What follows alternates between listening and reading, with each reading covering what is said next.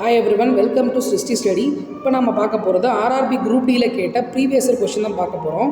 So இதில் first இந்த question பாருங்கள். If ray of light is incident passing through the centre of curvature of a concave mirror, then the angle between incident ray and the reflected ray will be equal to. அதாவது ஒரு ஒளிக்கதிர் இருக்குது.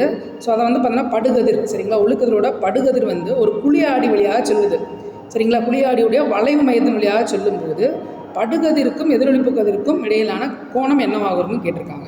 நம்மளுக்கு பார்த்திங்கன்னா law of reflection தெரியணும், எதிரொலிப்பு விதி. So என்ன சொல்லியிருப்பாங்கன்னா, எதிரொலிப்பு விதிப்படி பார்த்திங்கன்னா படு கோணம் எவ்வளோ இருக்கோ அதே தான் எதிரொலிப்பு கோணம் இருக்கும்.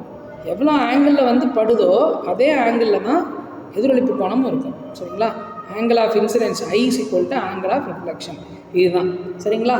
இப்போ அதே கதிர் பார்த்திங்கன்னா இந்த படுகதிர் வளைவு மையம் இப்போ இதுதான் பார்த்தீங்கன்னா மையம், இதான் சென்டர்னு வச்சுக்கோங்க.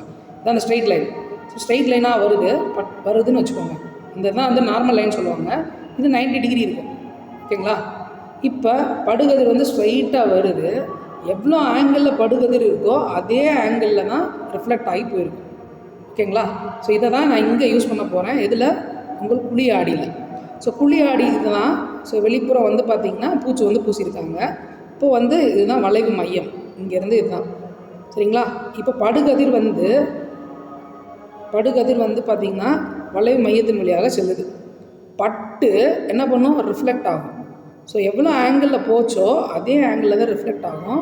ஸோ போகிறது வர்றது இது ரெண்டுக்கு இடைப்பட்ட ஆங்கிள் பார்த்தாலே தெரியுது, 0 டிகிரி, அவ்வளோதான். ஸோ இதுதான் அதுக்குரிய ஆன்சரு, 0 டிகிரி.